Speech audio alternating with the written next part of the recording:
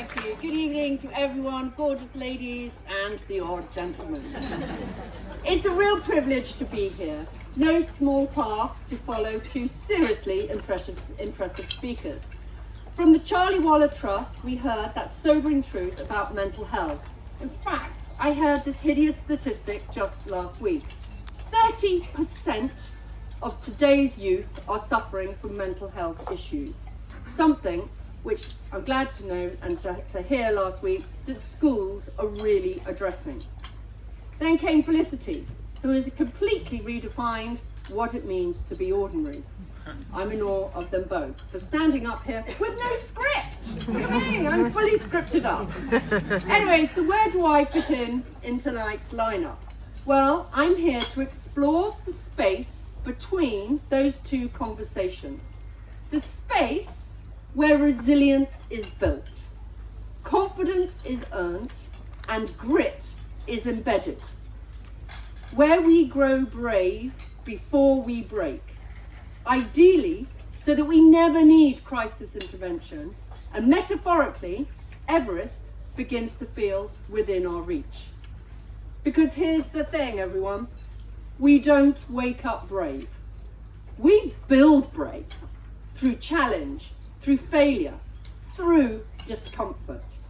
And in my experience, there's no better conduit than purpose-driven adventure to do just that. Not Everest level, no, but close enough so you feel it in your bones. Adventure that asks something of you and gives something even better back. Now I come at this with 30 years of experience, from designing and leading purposeful adventures all around the world through The Leap, a company I set up with my husband quite a few years ago now. Working with teenagers, gap year students, corporate teams, and more recently, midlife women. Over that time, I've watched dramatic shifts in expectations, mindsets, and resilience. Shifts driven in large part by how technology has reshaped how we travel and how we connect. When I started out, students left home with a battered Lonely Planet and a traveller's check. We carried a GPS beacon the size of a small toddler on our back, and parents were happy to receive a fun, sun-faded postcard months after they returned. Now, we live in an age of constant contact, where WhatsApping, tracking, find my iPhone, instantaneous updates. What was once joyful freedom has become anxious hyper-awareness. An example of this happened not so long ago. There I was, sitting in the office, minding my own business, and picked up the phone. "I'm panicking," says this mother. "Oh God, what's happened?"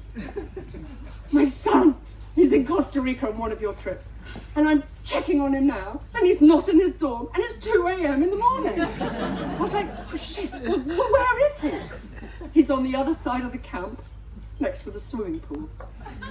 I did a kind of small, deeper breath, mental calculation, trying to kind of relive where the plan of the camp, and I was like, oh, yes.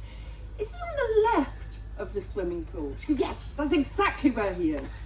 I said, okay, let's just talk this one through. "That's where the girls' dorm is."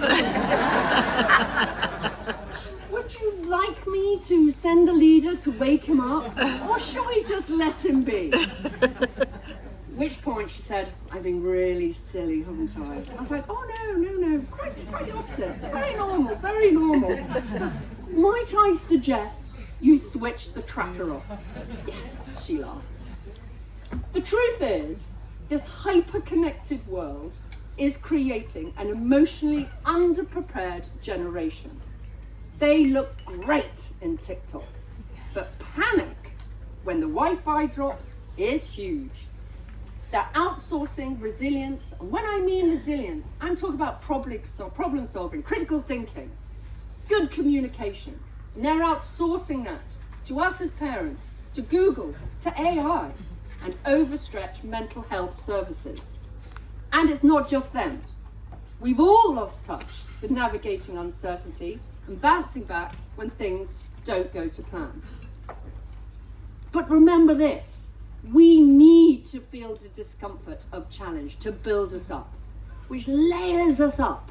It gives us that resilience to pull upon when required in the future. And I've seen this and felt this firsthand. It was 2020, lockdown had hit, and we had hundreds of gappers all over the world, including my son and his 6 friends, all looking at me and calling up the office, saying one thing: "So, what's your plan?" It's like, shit. My first instinct was to find a brown paper bag and have a panic attack. Adrenaline was surging, my heart pounded, my hands tingled, and I think I yelled at everybody in the office to give me 5 minutes. I then closed my eyes, I took a deep breath, and it reminded myself, you've been here before, and you will not break under this pressure. Cue Sulawesi, 1995. I was 25 and I'd put up my hand to scout out a new destination for World Challenge. The brief was simple: find a meaningful conservation project, a physical challenge, and a spot for some gentle R&R. Easy, I thought. And off I flew with my lonely planet in hand. All was going so well until I made a very budget-conscious decision to take the local jungle bus instead of the private transfer, saving money for that glorious cocktail on the beach that I should find. Big mistake. Big, whopping mistake. 4 hours in, trundling over the jungle, we broke down. And 4 days later, thankfully, we were found. But in the meantime, no phones, no GPS, no dropping a pin. In fact, no one knew I was there. And all I could think of is, bugger it, I'm going to die alone. Nobody will ever find me. What about that funeral that I'd so planned? All I had was just 1 bottle of water, a bag of nuts, and 50 local Indonesians calling me longlegs, who calmly showed me how to survive, how to eat from the jungle, stay safe, but most importantly, stay sane.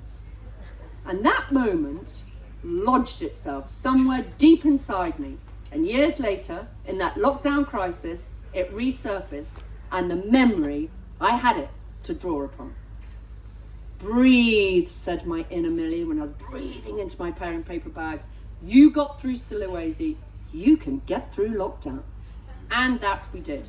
16 flights, 6 days, 6 countries, and every single one of those gappers returned safely back to Heathrow. And it's a reminder to us all, resilience isn't taught, it's lived. We don't build it here comfortably, we build it when challenge fronts us, to call upon it when we need it most. But personal resilience, don't worry, I'm halfway through. Personal resilience is only part of the story. True transformation often happens when people step up together, in a group under pressure. Let me tell you another little story, because I love telling my stories, from early on in my career that illustrates this power of collective grit. I found myself, God knows why, leading 30 spotty sixth form boys from Dr. Challoner's grammar school on a high altitude expedition into the Indian Himalayas. On the one side, we had the cool gang, Marlboro Lights, bravado, and not a thermal layer in sight. On the other side, we had the not so cool gang, spreadsheets, walking poles, hydration packs, and many a sensible hat. Going along very nicely, but then we hit 4,500 meters and it was chilly. And the cool gang folded. Physically and emotionally, they lost the plot. They sat down and literally refused to go on. So I turned to the other boys and said, right lads, this is your moment. They looked at me with horror and disgust and said, what, those guys? Those guys had bullied us for the last 6 years at school. Yep, After a quick rallying Churchillian speech about teamwork and what you can do for your team, they stepped forward. They didn't actually have a choice. And they carried the gear, and one of them even carried a teammate. And they became the heroes and the talk of the town. When they returned to school, the social dynamics had shifted. The cliques had dissolved. Something real had happened. But none of it would have been learned without the brave parents. They were the ones that said, go, struggle, learn. Because we know as parents, that is more than just a jolly. What the event boys saw as an adventurous holiday, the parents saw as a developmental mission. And the payoff was immense. And that was my aha moment when I realized that real magic happens in messy, uncomfortable moments. That's where confidence is earned, character is built. And that's what I champion at the Leap for all our customers, from the under 18s to the gappers to the midlifers.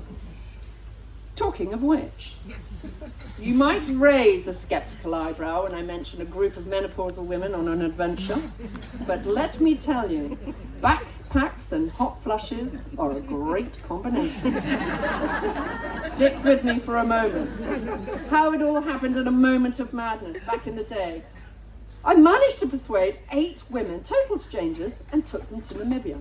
No phones, no mirrors, no expectations, just wide open landscapes, and we were going to rescue a few rhinos. And there was a huge sense of possibility and nervousness in the group. But by day 3, we had forgotten all about home. It was bliss. No responsibilities crossed our orbit. By day 5, we were confiding in each other, sharing first loves, regrets, and hopes. By day 7, the question on our minds was not what's for supper, but what's next for me? One woman said it best. We thought we were coming here for rest, and we needed a rest. What we really needed was a reminder that we're still capable of the extraordinary. Yes, we returned with tons of new friendships, but more importantly, we rediscovered versions of ourselves who remained curious, brave, and alive, but through menopause might have gone to sleep. Ladies, I'm telling you now, a midlife adventure with me is much better than biohacking in Turkey. So, to conclude, what can we do as parents, as humans, to adapt positively in this crazy new techno world that we live in?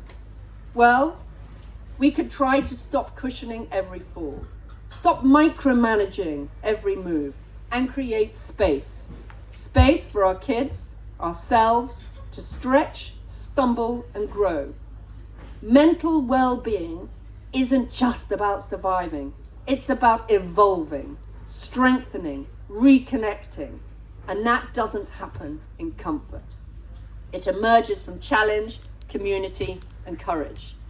When we allow ourselves, even briefly, to get uncomfortable, we found just how capable we really are. I'm with Felicity.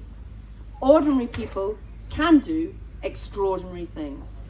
And maybe to reach our own Everest, to cross our own ocean, we start by turning off the phone, get a little uncomfortable, and leap into the unfamiliar. Thank you very much. Woo!